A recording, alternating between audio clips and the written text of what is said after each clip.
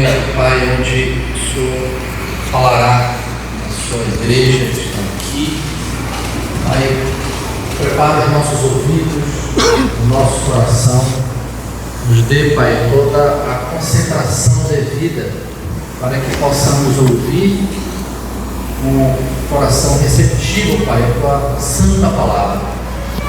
Ilumina, Pai, o nosso pastor Dorivan, que se preparou, Deus, para que pudesse entregar, Pai, a tua mensagem com fidelidade, como tem feito ao longo desses anos. E a tua igreja, o teu povo, Pai, são as tuas ovelhas que estão aqui, Pai. Se conosco, Pai. Fala aos nossos corações. Cuida de nós, Pai. Nós oramos, Pai, em favor do nosso pastor, para que ele tenha concentração e a fidelidade, Pai, de entregar a tua mensagem mais uma vez diante deste povo. Nós oramos em nome de Jesus. Amém. Amém.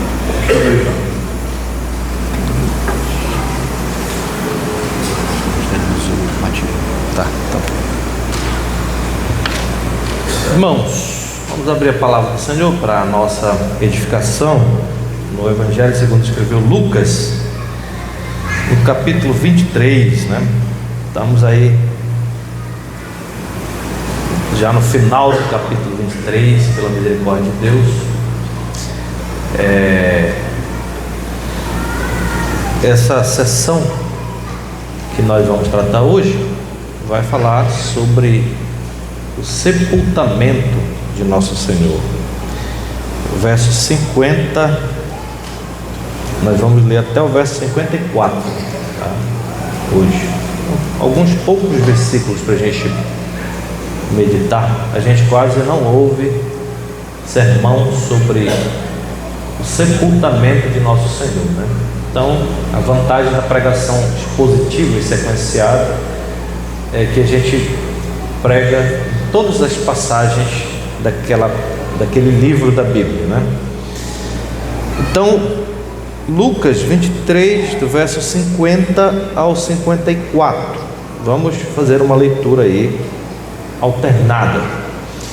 E eis que certo homem chamado José, membro do Sinédrio, homem bom e justo, Não tinha recordado como devido a criação dos outros, natural de Arimateia, cidade dos judeus, em que esperava o reino de Deus.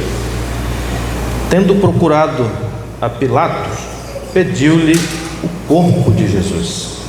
E tirando o madeiro, removeu o lençol e depositou um pouco aberto de uma porta, para que ninguém havia sido separado. Era o dia da preparação e começava o sábado. Amém. Até aqui, para a gente meditar na palavra do Senhor. Senhor, desvenda os nossos olhos para contemplarmos as maravilhas da Tua lei. Tem misericórdia de todos nós. Usa-me, este pobre pecador, para o bem do Teu povo, glória do Teu nome e a expansão do Teu reino. Em nome de Jesus. Amém. Amém. Você já assistiu o filme Um Ato de Coragem, com Denzel Washington? Se você não assistiu, eu recomendo que você assista esse filme, Um Ato de Coragem. Um filme muito interessante, onde John tem um filho chamado Mike, e Mike tem um problema no coração e precisa de um transplante. Vou contar logo o filme para vocês aqui. Não spoiler para vocês. O filho de John tem um problema no coração e precisa de um transplante. E o plano de saúde, como muitas vezes nos decepciona, ele não libera, ele não permite esse transplante, e o pai, John, entra em desespero.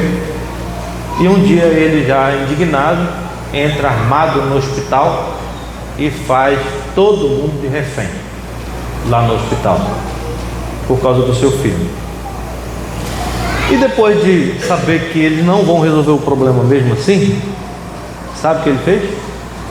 ele decidiu tirar a própria vida, ele decidiu pedir para matarem ele, para tirar seu coração e doar para o seu filho. Então esse foi o ato de coragem de John.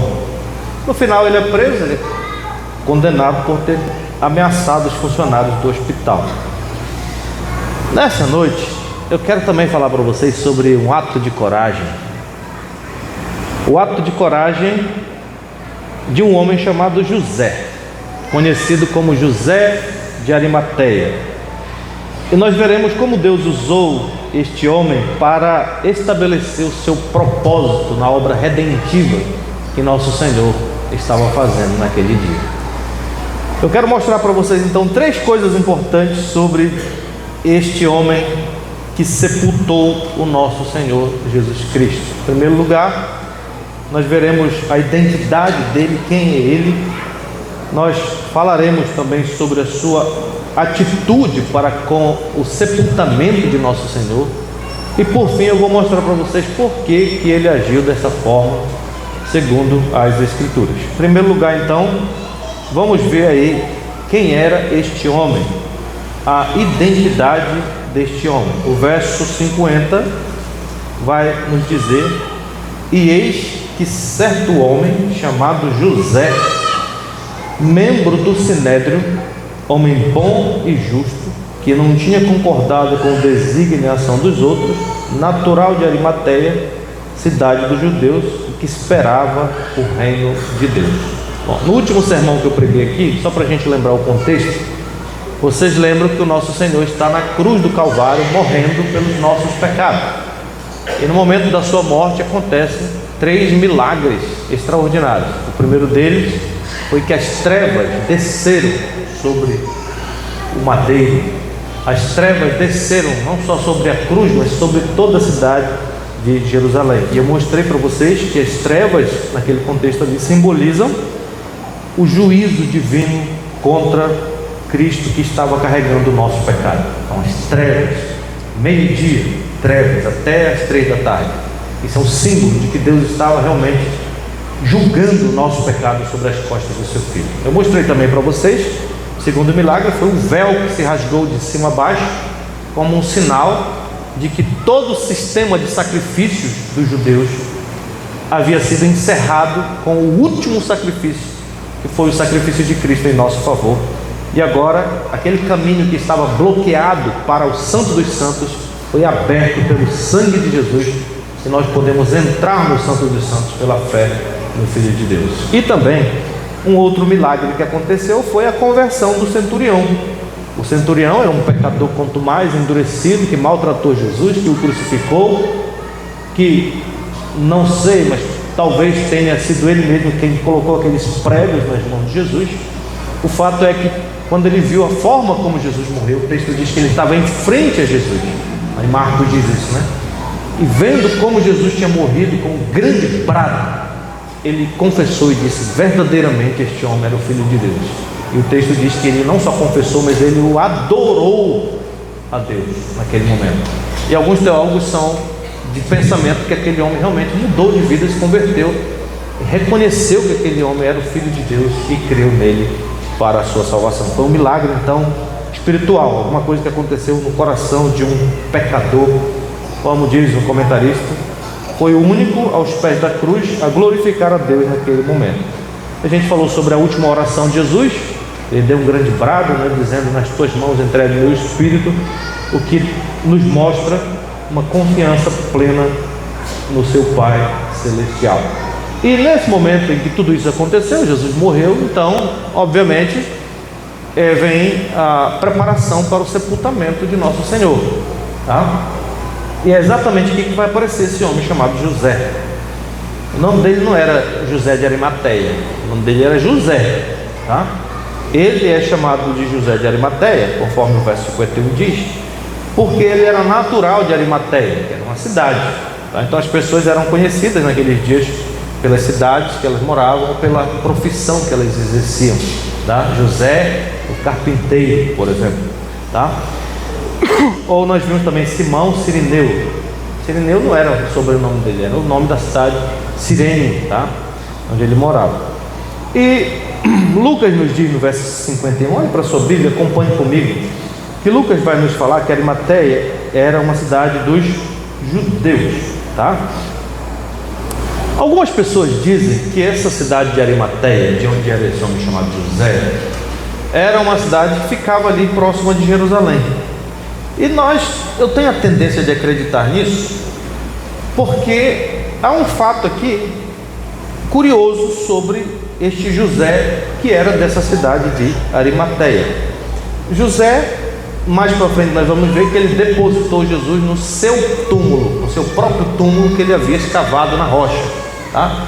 E o curioso é que ele mandou fazer o seu próprio túmulo bem ali, perto das portas de Jerusalém, tá? Perto da cidade de Jerusalém. Então, no geral, nós gostamos, o ser humano, quando ele pensa na sua morte, quando ele pensa em ser enterrado, ele geralmente pensa em voltar para o lugar de onde ele é. Eu quero ser sepultado lá onde meus pais estão, onde meus avós estão, né? Na minha cidade natal. Então, provavelmente, este homem, José, ele era dali, de perto de Jerusalém, porque o seu túmulo estava lá próximo da cidade de Jerusalém, tá? Provavelmente ele comprou ali um pedaço de terra, onde ele escavou o seu túmulo ali, tá? Pode ser que aquele lugar tinha um significado simbólico para ele e para sua família, mas o fato é que seu túmulo estava escavado numa rocha ali próximo do Calvário. Calvário ficava fora dos muros de Jerusalém, tá? Então veja aqui já a mão da providência de Deus guiando todas as coisas para estabelecer os seus propósitos. O texto diz no verso 50 que ele era membro do Sinédrio. E aqui é importante vocês lembrarem que o Pilatos, nesse momento aqui, estava muito bravo com o Sinédrio, tá? Vocês lembram que foi o Sinédrio que julgou Jesus, o condenou injustamente e o entregou para Pilatos, e ficou forçando Pilatos a tomar uma decisão, tá? E o José, ele não era qualquer membro do Sinédrio. Se você vê a narrativa de Marcos, vai dizer que ele era um ilustre membro do Sinédrio, ou seja, ele era um membro proeminente dentro do Sinédrio, um homem respeitável, era extremamente importante naquela corte de Jerusalém, tá? Também o verso 50 diz que ele era um homem bom e justo. Bom e justo significa que ele vivia uma vida de retidão naquilo que ele fazia. Ele julgava as coisas com retidão, tá? Ele não era influenciado pela opinião da maioria, ele queria saber o que a lei diz.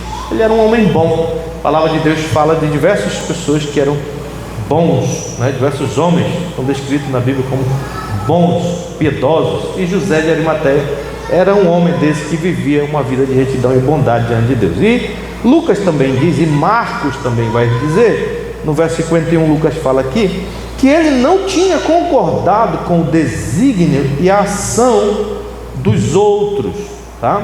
Ou seja, como sendo um homem justo, ele procurava fazer justiça, ele procurava saber se aquele homem era um criminoso ou não, ele merecia ou não ser morto, condenado. Então ele percebeu que aquele homem não era um criminoso. Então o texto diz que ele não concordou com a ação dos seus colegas, tá? E Lucas diz aí, ó, no versículo 51, que ele esperava o reino de Deus. Havia ainda em Israel algumas pessoas, mesmo em meio a tanta apostasia, que ainda esperavam o reino de Deus. Lembra que lá no começo do Evangelho de Lucas, Simeão é descrito como um homem bom e piedoso que esperava a consolação de Israel, tá? Ele esperava o dia em que Deus iria visitar o seu povo, trazendo salvação em suas asas. Então era assim que José vivia também. Uma outra informação que Lucas não nos dá, mas que Mateus vai nos dar, no versículo 57 do capítulo 27 de Mateus, diz assim: caindo a tarde, veio um homem rico de Arimateia, chamado José, que era também discípulo de Jesus. Ele era um homem rico, e por ser um homem rico, isso aqui é uma informação de extrema importância nesse episódio do sepultamento do nosso Senhor, porque isso aqui, meus irmãos, faz parte da providência de Deus para o sepultamento de Cristo também, tá? Jesus tinha, a maioria dos discípulos de Jesus eram pessoas pobres, mas aqui está um discípulo rico. A salvação é para todo mundo que crê, não só para os pobres, mas para os ricos também, tá? Deus não faz acepção de pessoas. E em sexto lugar, Mateus é quem nos diz que ele era um discípulo de Jesus, tá? Só que João vai nos informar lá no capítulo 19, verso 38, que José era uma espécie de discípulo anônimo. Ele era um cara medroso, tá? Se a gente lê lá em João, diz que ele era um discípulo ocultamente, porque tinha medo dos judeus. Então, José era alguém que acreditava que Jesus é o Messias, mas ele tinha medo de publicar a sua fé. Isso te lembra alguém? Você mesmo, às vezes, né? Às vezes você está lá na faculdade, lá na escola, lá no seu trabalho, ninguém sabe que você é crente, né? Porque você é um discípulo anônimo, você é um discípulo aramateiano, né? José de Arimateia, que crê que Jesus é o Messias, não concorda com a ação dos outros, mas eu fico na minha, eu sou isentão, né? Então, porque o texto diz que ele era medroso, ele tinha medo das consequências que essa fé pública iria trazer para ele. Se os seus colegas descobrissem que ele era um crente em Cristo, meus irmãos, em primeiro lugar, ele seria excomungado, tá? E ele perderia todos os direitos no Sinédrio. Depois, ele perderia suas riquezas, porque ele não iria mais conseguir negociar a lei magnística que iria ser aplicada a ele, tá? Então ele não iria mais conseguir negociar com ninguém, ele perderia o seu status social, sua família seria abandonada, né, por todos. O preço então seria muito alto, e por isso, meus irmãos, sabe o que ele fez? Ele decidiu ficar no anonimato, ele decidiu crer, mas com medo. Talvez ele tenha ficado ali esperando o momento certo de publicar a sua fé, e esse momento iria chegar. Isso vai nos levar então ao segundo ponto, a sua atitude para com o sepultamento de Jesus, tá? Olha o que diz a palavra do Senhor aí, meus irmãos, no nosso texto, no versículo 52, o que é que diz aí? Tendo procurado a Pilatos, pediu-lhe o corpo de Jesus, e tirando-o do madeiro, envolveu num lençol de linho e o depositou num túmulo aberto em rocha, onde ainda ninguém havia sido sepultado. Então aqui nós temos qual foi a atitude de José para com o sepultamento de Jesus. Preste bem atenção no que eu tenho a dizer para vocês sobre isso. Em primeiro lugar, o texto diz que ele teve um ato de coragem. De repente esse homem virou corajoso, porque o texto diz que ele foi procurar quem? Pilatos, e pediu-lhe o corpo de Jesus. Isso aqui pode não parecer para nós muito importante, mas isso aqui, meus irmãos, exigia realmente muita coragem. Primeiro, porque isso aqui foi uma atitude necessária. Por que essa atitude de José foi necessária para a história da redenção? Isso é uma pergunta importante que nós devemos fazer e responder agora aqui para vocês. Se vocês quiserem entender por que foi necessário, vamos abrir em João capítulo 19, verso 31. Por favor, abre comigo e acompanhe a escritura com atenção. João capítulo 19.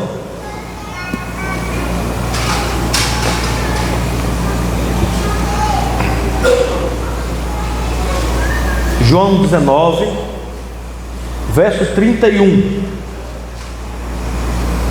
Vocês acharam? Como diz o seminarista Borém, amém ou misericórdia? Vamos ler juntos? 31. Então os judeus, para que no sábado não ficassem os corpos na cruz, visto como era a preparação, pois era grande o dia daquele sábado, rogaram a Pilatos que se lhes quebrassem as pernas e fossem tirados. Vamos lembrar que Jesus foi crucificado numa sexta-feira. Que hora Jesus foi crucificado? Alguém lembra? Às 9 horas da manhã. Ele foi colocado na cruz, tá? A sexta-feira, meus irmãos, era o dia da preparação para a Páscoa, tá? O texto diz que aquele sábado era um grande dia para os judeus, porque estava iniciando aí o período do banquete sagrado dos judeus da Páscoa. E os judeus, preste atenção, que mataram Jesus, eles não estavam querendo estragar a festa. Vocês lembram que lá atrás eles disseram o quê? Não durante a Páscoa. E matar alguém durante a Páscoa ia ser um horror, ia estragar a festa. E agora eles não queriam estragar a festa de vez. Por isso, o que eles fizeram? Os judeus, eles se dirigiram a Pilatos para que ele apressasse a morte dos criminosos e retirassem eles da cruz. Porque a lei dizia, lá em Deuteronômio 21, 23, que se um criminoso fosse pendurado no madeiro, era um sinal de que ele tinha sido o quê?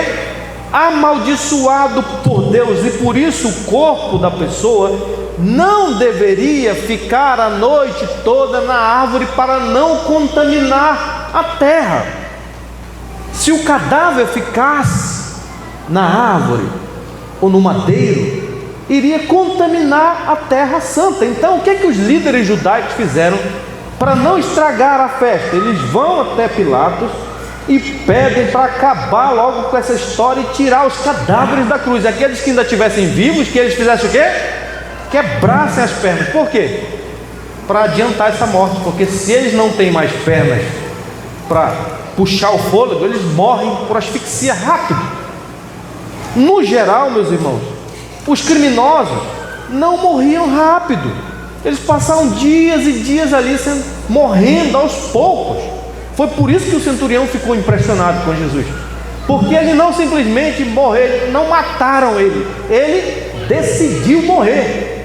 Ele disse: Pai, nas tuas mãos entrego o meu espírito, e expirou. Ele deu a sua vida, ele mesmo morreu, porque ele quis morrer. Ele falou: ninguém tira a minha vida de mim, eu espontaneamente a dou, tá? Então, nesse momento em que os judeus estão querendo tirar os corpos dos três que estão na cruz e jogar numa vala qualquer lá para serem comidos pelos vermes e pelos animais, é nesse momento que José vai urgentemente pedir que Pilatos lhe entregue o corpo para que seja o quê? Sepultado. Essa atitude foi muito importante, meus irmãos, porque se Jesus não fosse sepultado, o que iria acontecer com ele? Ele seria tirado da cruz, morto, e seria jogado na sepultura dos outros criminosos comuns. Eu pergunto, você já se perguntou para onde foram os corpos dos outros dois que estavam com Jesus? A gente não faz essa pergunta, né?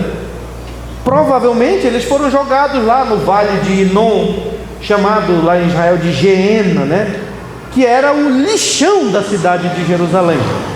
Era ali que os criminosos eram jogados para serem consumidos pelo fogo ou para serem comidos por animais selvagens. E uma vez que Jesus estava morto e os judeus queriam se livrar do corpo, esse teria sido o destino do corpo de Jesus também, se José de Arimateia não fosse pedir o corpo para ser sepultado. Então essa atitude de ir até Pilatos foi importante naquele exato momento, para evitar que o corpo de Jesus fosse jogado numa cova de criminosos comuns, tá? E fosse ali devorado pelos animais. Isso foi uma atitude corajosa também, porque vocês podem imaginar as consequências dessa atitude de José de Arimateia para ele mesmo, de pedir o corpo de Jesus. Primeiro, ele não sabia o que Pilatos poderia fazer com ele, ou poderia dizer a ele. Lembra que Pilatos estava absolutamente chateado com o Sinédrio. Ele era membro do Sinédrio. José era membro do Sinédrio. E Pilatos estava chateado porque o Sinédrio o forçou a matar um homem inocente. O Sinédrio o fez violar sua consciência. O Sinédrio fez a sua mulher ter pesadelos. O Sinédrio lhe disse que se ele libertasse Jesus, ele seria denunciado a César. O Sinédrio então o colocou numa posição humilhante. Por que agora ele tinha que ser generoso com um membro do Sinédrio, né? E entregar o corpo daquele homem para o José? Então, e o próprio ato de ir até Pilatos já era um perigo, já era um risco para José. Outra coisa, José não tinha direito ao corpo, porque ele não era um membro da família. Ele não tinha por que exigir esse corpo. Ele teria que explicar por que ele queria o corpo, tá? Ele era membro do Sinédrio que condenou Jesus à morte. A única coisa que ele poderia dizer era que ele era um seguidor de Jesus, e certamente seria uma piada para Pilatos. Você, um membro do Sinédrio, que condenou este homem, que está dizendo que você é um discípulo dele, né? Então isso não fazia muito sentido. E também, se não bastasse isso, essa notícia de que ele era um discípulo de Jesus, que queria dar um sepultamento digno a Jesus, meus irmãos, iria se espalhar rapidamente. Ele iria perder a sua reputação, tá? Sua posição social e seu status como membro do Sinédrio. E por fim, José de Arimateia estava colocando a sua cabeça a prêmio, preste atenção, não por um homem que tinha ressuscitado. Jesus não tinha ressuscitado aqui, ele estava morto. Ele estava colocando a sua cabeça a prêmio por um homem morto. Isso é interessante. Ele estava se arriscando por um cadáver, não por alguém vitorioso até aqui, tá? Como diz o John MacArthur, José estava tão convencido de que este homem era um homem de grande verdade, que ele daria a ele o sepultamento digno que ele merecia. E Marcos vai dizer que José se dirigiu resolutamente a Pilatos e rogou a Pilatos para lhe permitir tirar o corpo de Jesus da cruz, tá? Então é isso que diz lá em Marcos capítulo 15, verso 43. Ele estava decidido por Jesus e por isso ele rogou, ele implorou a Pilatos pelo corpo de Jesus. E o que aconteceu? O texto diz lá em Mateus que Pilatos vai autorizar José a levar esse corpo, tá? Lá em Mateus 27, verso 58 diz que este foi ter com Pilatos e lhe pediu o corpo de Jesus. Então Pilatos mandou que lhe fosse entregue. Mas antes de entregar o corpo para José, o texto diz lá em Mateus que Pilatos primeiro mandou chamar quem? O centurião, e averiguar se é verdade que aquele homem já estava morto, porque o Pilatos não acreditou. Ele não acreditou porque não era comum a pessoa morrer tão rápido assim. Então o centurião, tendo vindo, falou: não, o homem está morto. É verdade que ele está morto, tá? E aí então o Pilatos mandou ceder o corpo a José, tá? E meus irmãos, esse foi o primeiro ato então de José. Ele foi até Pilatos corajosamente. Aquele homem medroso agora é corajoso. Ele vai diante de uma autoridade que poderia interpretá-lo errado e pede resolutamente o corpo de Jesus. Para quê? Para dar um sepultamento digno para ele, tá? E o segundo ato é que ele tirou o corpo do madeiro, diz o verso 53, e o depositou no seu próprio túmulo, que fizera abrir na rocha, tá? Então o texto diz aí no verso 53 que ele, tirando-o do madeiro, envolveu num lençol de linho e o depositou num túmulo aberto em rocha, onde ainda ninguém havia sido sepultado. Lá em Mateus está dito: e o depositou no seu túmulo novo, que fizera abrir na rocha.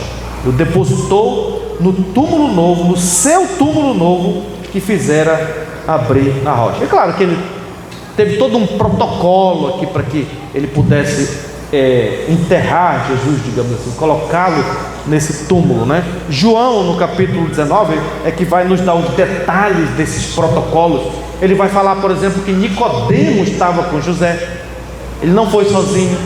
Vocês lembram que Nicodemos também era um discípulo medroso? Lembram que Nicodemos foi ter com Jesus à noite, porque ele não queria ser visto por ninguém. Só que agora, tanto José como Nicodemos, eles dão as caras. Ele era um mestre em Israel também. E o texto diz lá em João que eles levaram lá, né, uns 40 quilos de uma mistura pastosa de aloés e mirra. Essa pastosa, eles pegaram um linho, né, envolveram o corpo de Jesus, e eles fizeram mais ou menos aquilo que as pessoas fazem quando vão engessar uma perna, não tem? Você bota o tecido, depois você bota uma pasta, uma substância pastosa, e o corpo fica ali dentro, tá? Então, a gente vai ver isso na ressurreição, quando Pedro chegou e viu, o texto diz lá em João, quando ele viu o lençol, ele creu, porque ele chegou a uma conclusão que o corpo não foi roubado, porque para roubar o corpo, teriam que ter levado o invólucro junto. Imaginem um casulo, né? E então o corpo não foi tirado dali, o corpo simplesmente evaporou, o corpo simplesmente sumiu dali de dentro. E quando Pedro viu aquilo, ele falou: não, a primeira conclusão que ele chegou foi: não roubaram o corpo foi, sumiu, o corpo sumiu. Vocês lembram que Jesus, depois de ressurreto, ele estava com um corpo glorificado que atravessava paredes. Ele simplesmente chegou e disse: ó, paz seja convosco. Então, tá, eles fizeram então isso, né? Meio que engessaram o corpo e ficou ali como o casulo de um bicho da seda, né? E depois disso, o corpo é depositado no túmulo de José, que havia sido aberto na rocha, tá? Um detalhe, preste atenção no detalhe do texto aqui, olha para o seu texto aí.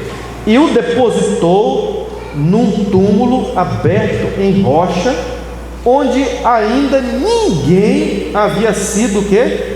Sepultado. Mateus vai dizer que era um túmulo novo, tá? Não havia sido usado por ninguém. E após isso, Mateus vai nos informar, e Marcos também, que uma grande pedra foi, né, rolada aí, provavelmente por meio de alavancas, para a entrada do sepulcro, tá? Para terminar esse segundo ponto, para a gente ver o último ponto, fazer algumas aplicações, eu quero só observar com vocês ainda um detalhe importante que está em Mateus 27, 57. Abre aí comigo, por favor. Mateus 27, 57. Se você está acompanhando comigo, veja aí Mateus 27, 57.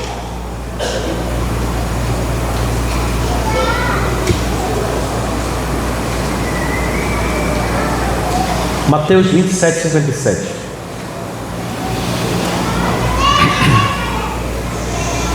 Vamos ler esse versículo juntos? Todos juntos, vamos lá? Caindo a tarde, veio um homem rico de Arimateia, chamado José, que era também discípulo de Jesus. Tá bom. O detalhe que eu quero observar com vocês aqui nesse final do segundo ponto é essa frase: caindo a tarde. Essa frase aqui no texto é extremamente importante. Eu vou dizer para vocês por que essa frase é importante. Jesus ficou pendurado na cruz até as 3 horas da tarde, das 9 da manhã até as 3 da tarde, tá? Então ficou 6 horas. Meio-dia, o sol escureceu.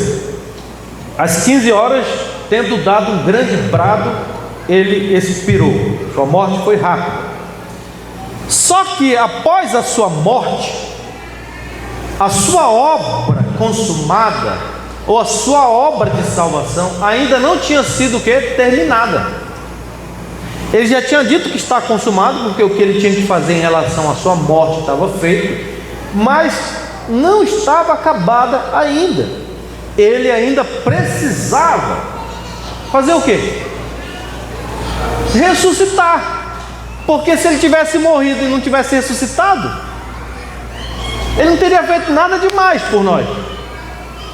Então ele precisava ressuscitar dentre os mortos e voltar aos céus. Mas antes de ressuscitar, ele tinha que ser sepultado. E agora, o texto diz aí, já estava caindo a tarde. Caindo a tarde. Ou seja, era no crepúsculo da tarde.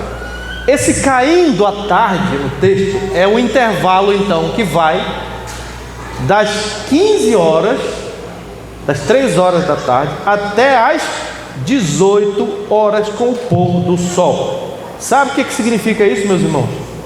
Havia apenas 3 horas para fazer o sepultamento de Jesus.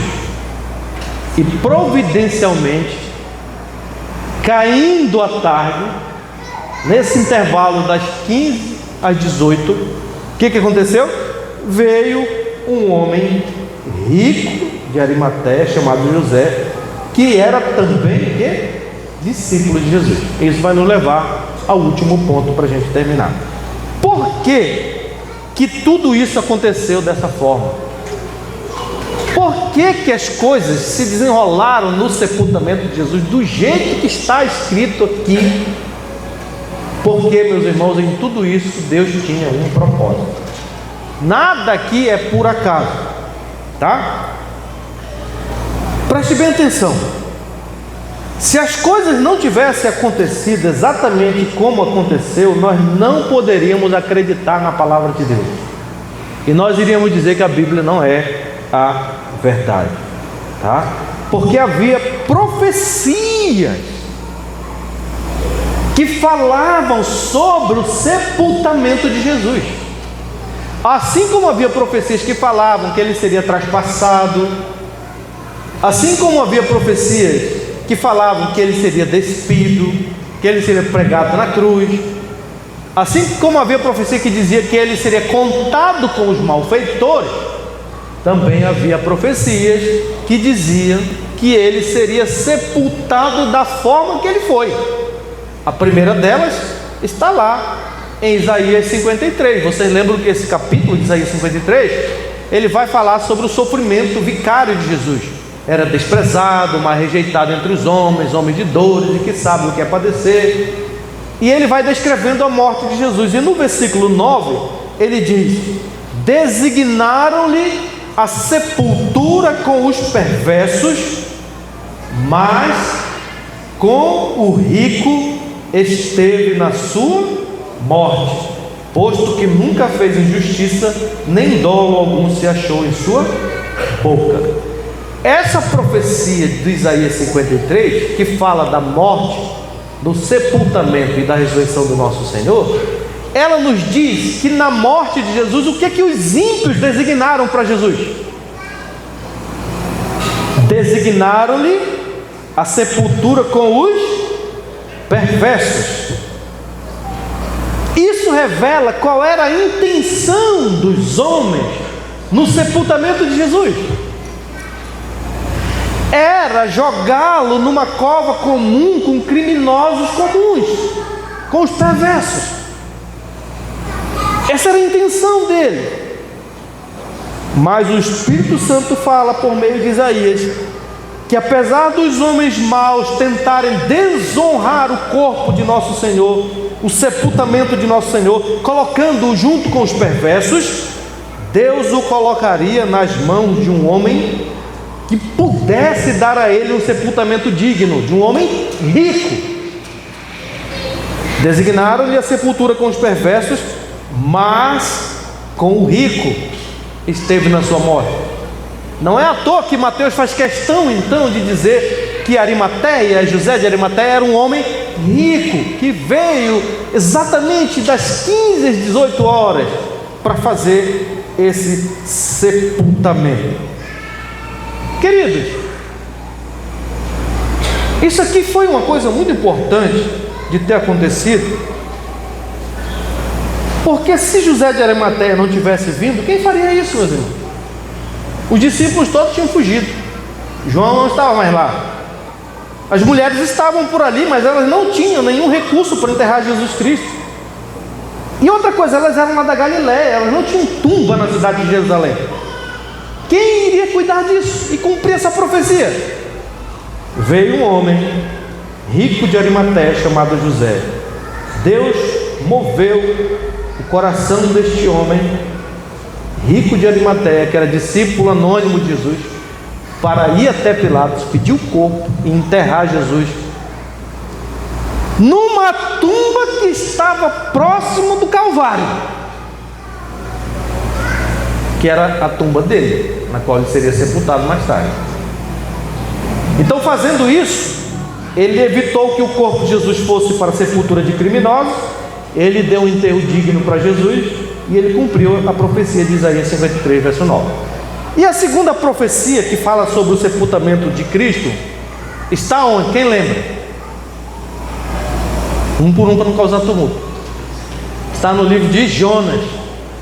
Nós não vamos abrir lá, mas nosso Senhor, em Mateus capítulo 12, verso 40, diz que Jonas passou 3 dias e 3 noites no ventre do grande peixe, e que isso apontava para os 3 dias que ele iria passar no coração da terra. Tá? Então, o que é que significa isso? Que Jesus precisava passar 3 dias aonde? Na sepultura. Ele precisava passar 3 dias.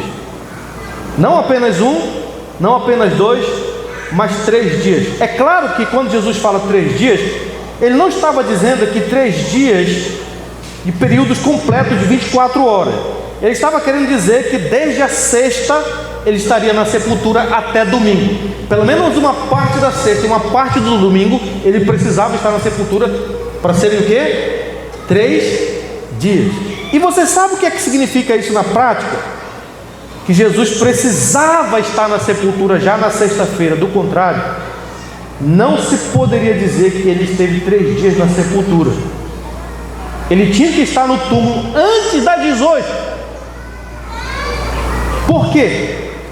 Porque às 18 horas se encerrava a sexta-feira com o início do sábado. E que hora Jesus morreu?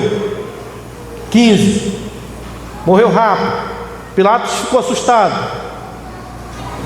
Mas para que ele pudesse passar 3 dias na sepultura, como tinha sido profetizado, ele precisava ser enterrado antes das 18 horas. Ele precisava passar pelo menos uma parte da sexta na sepultura, para contar os 3 dias. Em outras palavras, Deus tinha apenas 3 horas para cumprir a sua palavra. E Deus precisava agora de um discípulo rico, que tivesse uma tumba perto do Calvário, para que o corpo fosse lá depositado antes de encerrar a sexta-feira. E o que Deus fez? Caindo a tarde, veio um homem rico de Arimateia. Antes de encerrar a sexta-feira, este homem foi resolutamente, ele agiu rápido. Ele nem sabia, mas era o próprio Deus quem estava empurrando ele para fazer isso, para cumprir a palavra do Senhor, e Jesus pudesse ficar 3 dias no coração da terra. Um comentarista perguntou: quantos discípulos secretos vocês acham que Jesus tinha em Jerusalém, que por acaso tinha uma tumba vazia bem perto do Calvário? Provavelmente apenas um. E foi exatamente esse que Deus moveu soberanamente para cumprir a sua profecia. O John MacArthur diz: eu não sei o que fez com que José de Arimateia deixasse de ser discípulo secreto e se tornasse discípulo público. Talvez tenha sido o terremoto, a escuridão, as rochas se rachando, os túmulos se abrindo e o véu do templo se rasgando de cima a baixo. Não sei se foi a simpatia agonizante que sentiu quando viu Jesus passando por tudo que passou. Humanamente falando, eu não sei. O que sei é que Deus estava trabalhando em seu coração e Deus estava realizando o cumprimento da profecia, e por causa disso Jesus estava com o rico em sua morte e ele esteve na sepultura por 3 dias. Pela providência de Deus, Deus moveu o coração deste homem no momento certo, na hora certa, para que a sua palavra fosse cumprida. É a mesma coisa quando a gente lê lá, antes de Jesus morrer, lá em João diz que ele viu que tudo tinha se cumprido para que a palavra de Deus se cumprisse em tudo. E vendo que tudo já estava pronto para se consumar as Escrituras, ele disse: tenho sede. E então eles ofereceram vinagre para que ele pudesse beber. Por que Jesus disse: tenho sede? Porque essa era uma profecia lá do Salmo que dizia que na sua morte lhe deram a beber vinagre também. Então, quando Jesus olhou, ele viu que todas as profecias estavam cumpridas, só faltava uma, que era eles darem a ele o vinagre. Então ele disse o quê? Tenho sede. E aí, tendo dado, ele disse: está consumado. Terminou. O zelo que Jesus tinha pela Escritura, pelo cumprimento da palavra do Senhor, e como Deus cumpre de fato a sua palavra. Bom, então esse é o nosso texto, meus irmãos. Nessa noite eu quero terminar aqui só fazendo algumas aplicações práticas para a gente concluir a nossa mensagem e guardar algumas verdades aqui no nosso coração para a nossa edificação. O que nós aprendemos então aqui com essa passagem tão importante? Nosso credo apostólico fala, né? Foi crucificado, morto e sepultado. Ele não só foi crucificado e morto, ele foi sepultado também. O que a gente pode aprender então desse ato de Jesus ter descido à sepultura por nós? Em primeiro lugar, isso aqui nos assegura que a palavra de Deus é a verdade. Nosso Senhor disse em Lucas 21: em verdade vos digo que não passará esta geração sem que tudo isso aconteça. Passará o céu e a terra, porém as minhas palavras não passarão. E lá em Mateus 5,18 ele diz assim: porque em verdade vos digo, até que o céu e a terra passem, nenhum i ou um tio jamais passará da lei, até que tudo se cumpra. A palavra de Deus é a verdade, ela não pode cair por terra. Aquilo que Deus falou vai acontecer. Nós estamos numa época de desconfiança, né? Nós não confiamos mais em ninguém, mas na palavra do Senhor você pode confiar.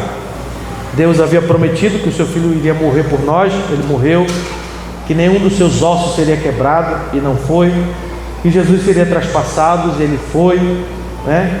Que ele seria sepultado no túmulo de um homem rico, e ele foi. Tudo o que aconteceu com Jesus foi profetizado centenas de anos antes, para nos mostrar que a palavra do Senhor é a verdade. Então, o reverendo John MacArthur, ele falando sobre isso, ele diz assim: eu fico confuso quando algumas dessas pessoas insignificantes chegam e dizem: eu não acredito na Bíblia. Minha resposta é: bem, você deve ter estudado a Bíblia por muitos anos para chegar a essa conclusão. E a pessoa diz: não estudei.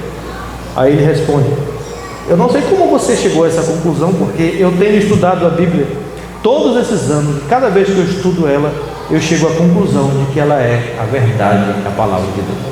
Mas tem pessoas que têm esse negócio, né? Eu não acredito na Bíblia. Mas o cara nem leu a Bíblia.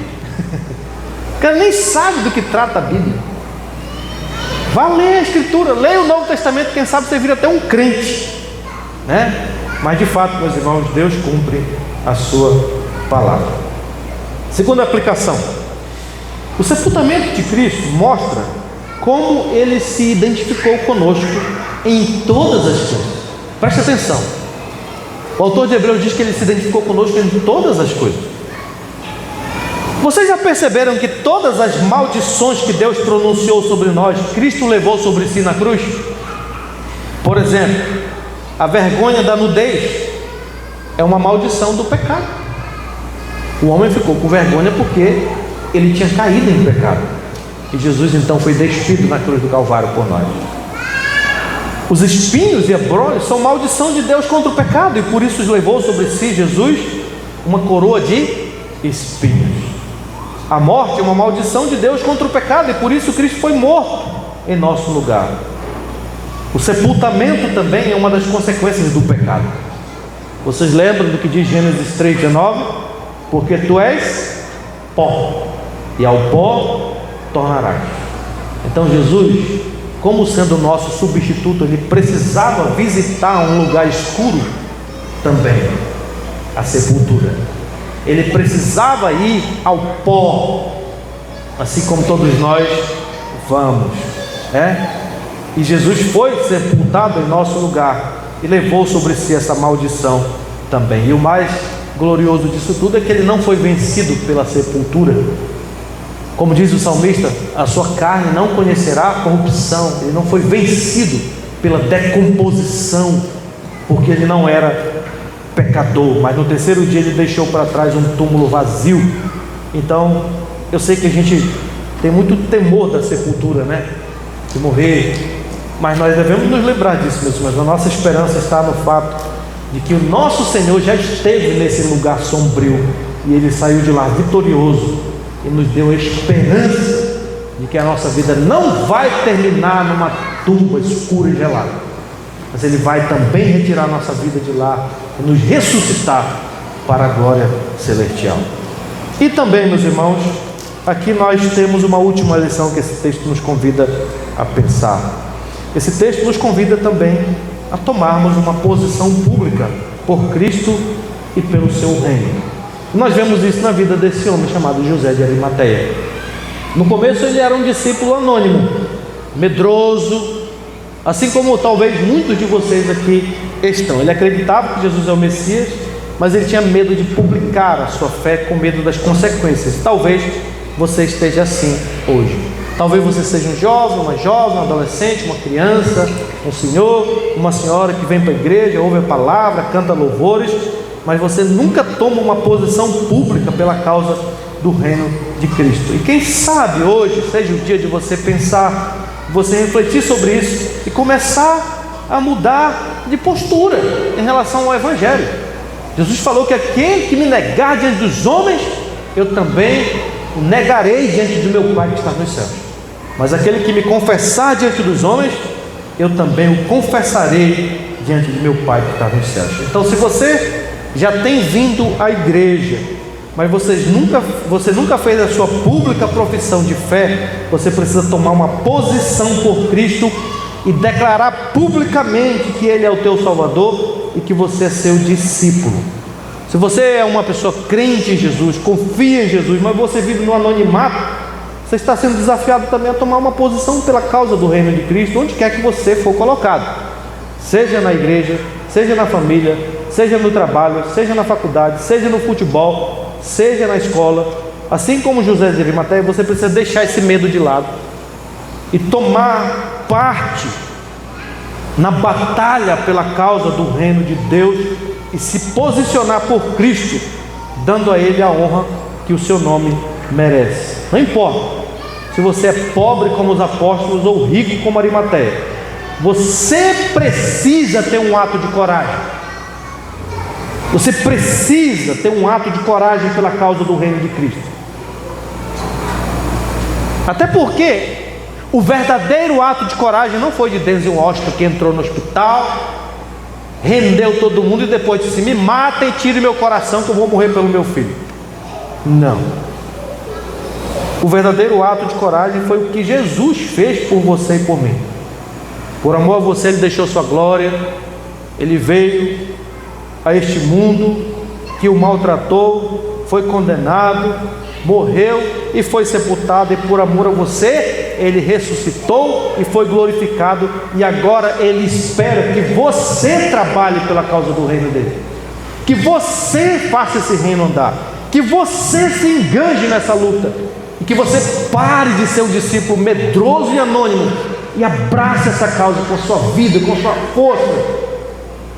Você tem um ato de coragem por Cristo e seu reino, para que o reino de Cristo avance e o nome do Senhor seja glorificado. Que Deus nos abençoe, meus irmãos. Amém.